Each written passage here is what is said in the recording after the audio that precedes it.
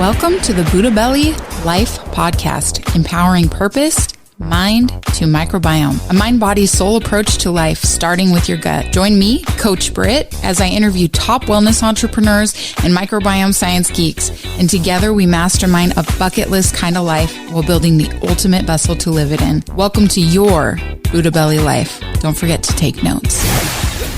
I would feel angry, I would feel depressed, but it doesn't mean I was depressed. It doesn't mean I was angry. Metacognition, I got aware of my feelings, but I didn't allow them to overrule me. I didn't allow them to define me. Because everyone, the greatest people, Muhammad Ali felt fear, he felt pain, he felt anger. It didn't make him a scared, angry loser. He didn't submit to it, right? Yes. Mm-hmm. It is okay to have feelings. It's normal. It's normal. So many of us are worried because we're feeling a certain way and we would think, do I identify with that? No. Mm-hmm. Feelings are like energy. They're like weather. They come and go. You're never going to get rid of the rain. It will be around. It will come around for everybody. It's how you respond to a rainy day that defines your success. You could have $1 trillion. You could be president of everything. The whole world could bow down to you. You will still have the feelings available inside of you of loneliness, fear, doubt, resentment. Why do we keep hearing about all these people who have everything and their problems?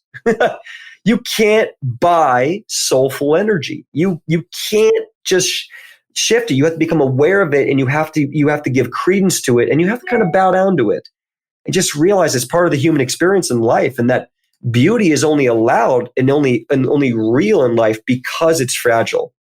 And if you didn't have its opposite, the good stuff wouldn't exist, right? What would success be if you didn't understand pain? And if you were chronically successful for 3 years, how dull would it become? It'd become your normal, right? Yeah, your normal would be successful. Then you'd be angry about your success because you would feel like you're normal. When anyway, you're going like this, everyone else, it's perspective. Everyone else thinks you're going like this. You feel like you're going like this because you're used to this. It's what allows us to appreciate the good thing. We'd never appreciate the good if it wasn't for, like you said, the adversity. I would say adversity is like spiritual muscle. It's like, I'd say the more adversity that God gives you, it's probably because the bigger calling he has for you to use that muscle. It can even go deeper. You can't even feel it. You out there, you won't even be able to feel love without pain. Take a person. Let's just make an imaginary person. This person's got a trust fund. Parents gave them everything. They are good looking. Everyone loves them. They have no worries in the world. Numb. Could we, if you've ever heard of someone, you might hear stories attached with that with drug problems, like cocaine addiction, sex addiction, self-sabotage, literally creating problems just so there's adversity, starting things up. Mm-hmm. Then you take a person, let's take for another creative person out of just thin air. Now this person, let's say it's a mother who has 3 kids, no one to raise those kids. And she's making $20, $15 an hour. She's got to work 3 jobs to support that. It might be argumentative that woman might feel more love and gratefulness and appreciation and confidence and integrity in what she's doing. I know what I stand for. I know what I'm doing in my life. My kids are going to be taken care of. I got love. That was me. And then you got the kid who's got everything, who's over here just thinking, oh my God, I just wish I had cocaine. I just wish I had these things. I'm not saying that's a generic or real for everyone. Those are pictures we could paint that we have seen in this world. Sometimes you need resilience just to find integrity and find your values. Most people we're inspired by are people who've gone through pain. Tony Robbins is great, shares a lot about great values and all that, and he went through great pain. Most of our favorite stories, E.T., Eric Thompson, great pain, right? Look at David Goggins. He's one of my favorites to reference because that dude is a beast. And you can tell he wears his pain in everything that he does, right? But that's what connects him. And if you're connecting with me right now, that's why you're connecting. You're understanding the pain, you're understanding. So let your pain be your purpose. Let your pain be your fire and be grateful for your experiences, because those are what allow you to feel love and joy and appreciation in this world, which are the most sought after energies that you cannot buy. You cannot buy gratefulness. You cannot buy joyful. You cannot buy love. You cannot buy integrity within yourself. You cannot buy. Soulful energy is not for sale. So the things we actually want in life are being conditioned from the adversity. And then your Crohn's or colitis or your autoimmune can be the thing, the catalyst to you becoming your greatest self. That's what happened for me. So if you wanted this one thing more I want people to know about it. I nearly died when I was young. 26, I nearly passed away. I'm 34 years old now. And I haven't had any major symptom. I haven't been on a medication or any problems, normal calprotectin, normal CRP, normal lab work, CT scan, colonoscopy for 7 years. Okay. And I had one of the worst cases. And it's not because I figured out the magic cure. For all of you wondering, well, Dane, tell me what's the magic cure? Just stop with all this voodoo stuff. Tell me the magic cure. The reason I've been so good is I've found ways to eliminate root cause, rebuild my microbiome, retrain my immune system, and keep working on it over and over again. And the real cure for me is my ability to respond to adversity. When my son was born, I did notice a little cramping, a little pain, a little problems. Waking up at 2 a.m, massive stress. My ability to respond to that over these years has been the cure. It's not that I've been walking on water this whole time. And anyone out there who's making you feel like they're walking on water, it's a lie. Okay? It's not that I've been walking on water. It's my ability to respond to adversity and learn. Hey, I just noticed a little loose stool and diarrhea. Why? Hey, my calprotectin shot up. Why? Hey, my TNF alpha cytokine just got raised. Why? My job is to ask why, and I have the courage and the discipline to keep integrating and keep seeing what happens. And I've been doing that for 10 years. So you keep with something long enough, you'll keep growing and keep learning. And where my health was 7 years ago, when I started getting symptom free, to where it is now, I'm 10 times healthier. Because I'm 10 times smarter. I know my labs. I've looked, I've researched, I've been doing this. I've made it my career. Mm-hmm. So what's possible, guys? What's possible for you? The last thing I want to say about my story, I now run my own company. I work for myself. My son is in the other room. I don't even have to leave his side. My dad left every day for 40 years to an office. I don't have to leave one moment. And the way I'm seeing it right now, I'll never have to work for someone ever again. Okay. My career is highly, highly impactful. I save lives. I change lives. I'm very passionate about what I do. I only do what I want to do. And my job is to make myself as healthy as possible so I can figure out simple systems to help other people do the same all around the world. I've helped heal 4-year-olds, 70-year-olds, thousands, people who hardly speak English, people who've been on their deathbed, post-surgery, past surgery, on medications, failed for 30 years straight. I talked to a woman today. She's just joined our program. She's had Crohn's disease for 35 years. She's having massive, massive awareness around what's going on that no one taught her. She even said it. How come no one taught me this before? That was my mission. I built my company because I needed my company. Where was this information for more? Why wasn't it simplified? Why wasn't it digestible? It's not that, it's the perfect diet. It's the strategy. So a footnote, guys, on your answer. Let's just go here real quick with your answer. Healing anything, cancer, Crohn's, any of it, is like a chess match. We all know how to move a bishop. We all know how to move a pawn. You can learn the ideas of how to move chess pieces within functional natural medicine. When you use them, how you use them, why you make a move is how you become a great chess player. You need to use your pieces and use your experiences, and you need to refine that based on how your opponent is playing. And a lot of you are completely in the clouds or have no knowledge or understanding of how your opponent is playing against you. Is it digestion? Is it infection? Is it viral, parasite, candida, mold? Is it an autoimmune reaction? Is it the CRP or the calprotectin? Where's the inflammation? Is your mucosal lining healthy or damaged? Is it gallbladder issues? Liver? Are you having more sensitivity or more toxicity? Are your cells completely overwhelmed?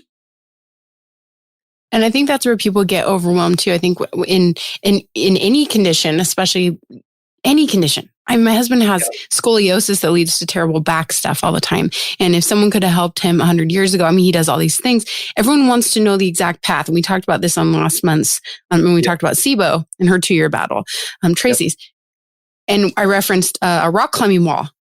We can't know the full path to where we're going. We just grab one foothold or handhold at a time. And that's essentially what you're talking about with chess. Only I think that's a great analogy that you put to that, was that you're being strategic one move at a time. You're not trying to bank the whole game, and you have to have the mindset to do that. And I think that's why so many people just give in and give up. Like watching people pass away kills me when they've just they've just given into, they've given into the atypical medical treatments of let's band-aid this symptom until it gets worse, like you said, let's band-aid this symptom until it gets worse.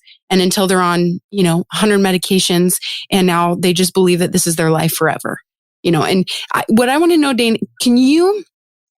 so I know this story, but you didn't get to this part yet, but the moment you decided to walk out of the hospital at, what were you, 90 some pounds, and you're 6 foot? Can you clarify that? Because you can clarify the specifics on that. And then I want to know a bit about what that took in your mind to enter that chess game at that point. Brilliant. Yes. So for me, guys, and maybe you get there, I played their games, and I put my health in other people's hands for too long, and I kept getting more sick. So in my mind, I was thinking, I can't do worse. Mm-hmm. I was thinking, I can't do worse. And I'm the kind of A-type personality that once I get something in my head, I latch onto it like a dog on a bone.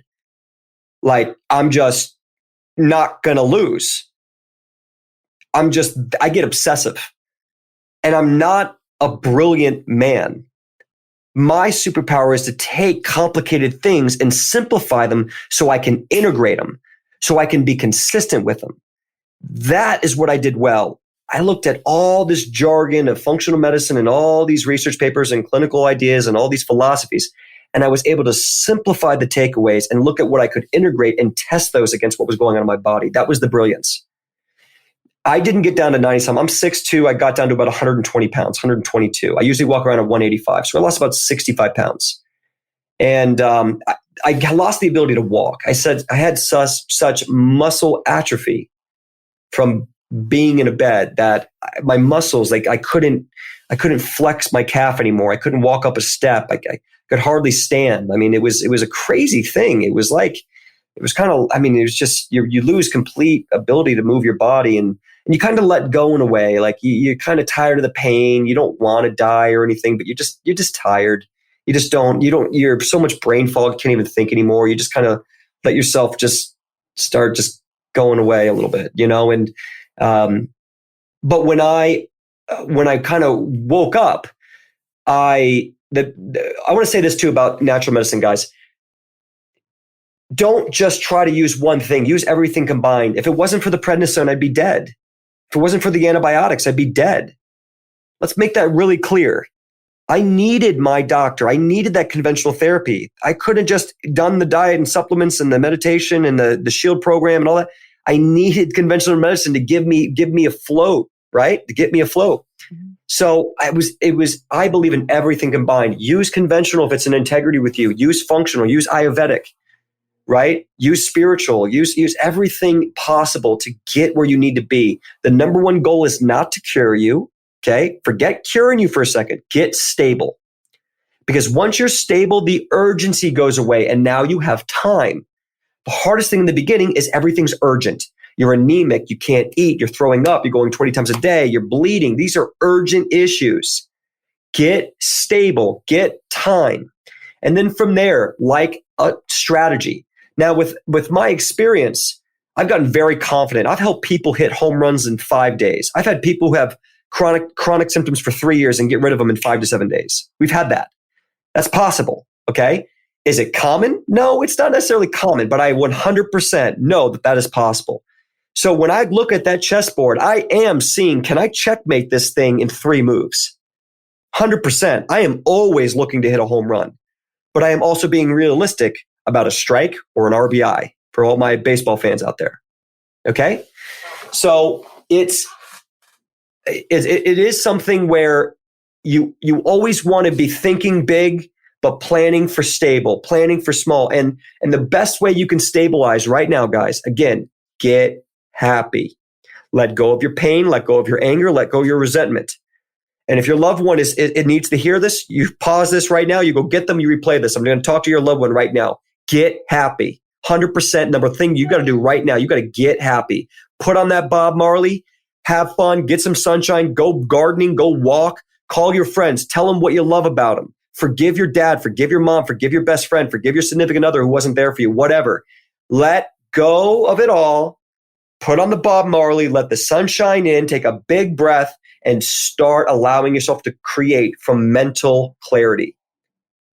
Then you can start getting real spicy with it. You can start using different type of functional protocols, or you could look at like low-dose naltrexone, low-dose allergen therapy, low-dose immunotherapy. You could look at different types of chiropractic work or acupuncture. You can look at elemental meals or semi-elemental. You could look at being vegan or paleo. You could start getting more specific about your food philosophy.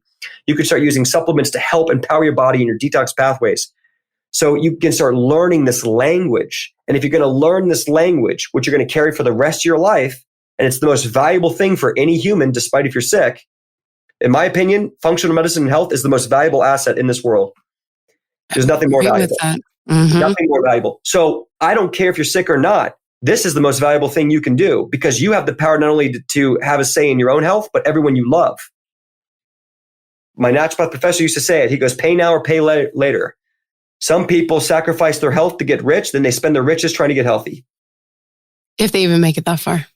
So that's the thing. You got to look at it. You know, I spend money on my functional medicine because I'm curious, I'm interested, I'm trying to get deeper, and I know this is everything I can do to help everyone I care about. You know, I don't want my mom or dad to get sick and me be helpless and just be saying, Doc, what can we do? What can we do? And he says we can't do anything. It's not his fault. That's just, he says he can't do anything in his world. Can I? That to me is inspiring. It's not just about me anymore. So what do you have to lose? Another thing when you're looking at actions, everyone, when you're looking at thinking about doing something, ask yourself, do you have anything to lose? Is there any risk? If you're maybe you're someone out there, I get a lot of this. People are going, I have no experience with functional medicine. This sounds a little bit like voodoo. I don't think I can do this. I'm not really sure if I'm ready to dive in. Natural medicine can only help conventional medicine work better. If you're working with someone who knows what they're doing, they're not doing anything crazy. Natural or functional medicine can only help conventional medicine work better. It can only help when done correctly. It can't hurt. It can't hurt to be gluten-free. It can't hurt to learn how to prepare meals so they're more absorbable and they reduce inflammatory response. It can't hurt to do a GI Maps quantitative PCR stool test. Like, it can't hurt. Start asking yourself, and don't be scared to start doing things that can't hurt and can only help. And if you are having a problem with that, then what's going on is the real disease is the trauma in the mind. The first thing I start with my clients, my private clients who, you spend their hard-earned money to work one-on-one with me, I work on their mind.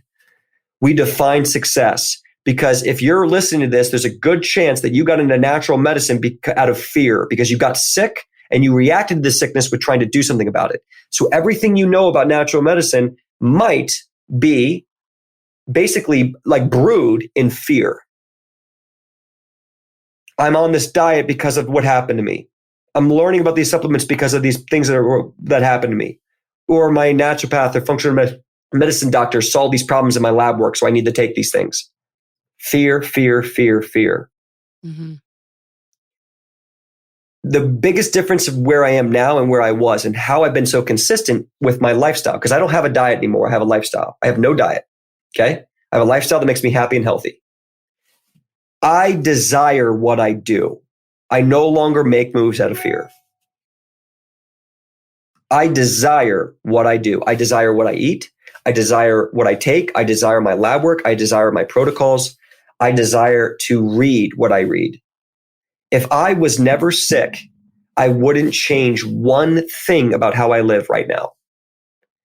Now, if you're listening to this, ask yourself, if you were never sick, how much would you change about what you're doing on a day-to-day right now? Most of us would say, wow, I probably wouldn't be doing any of this.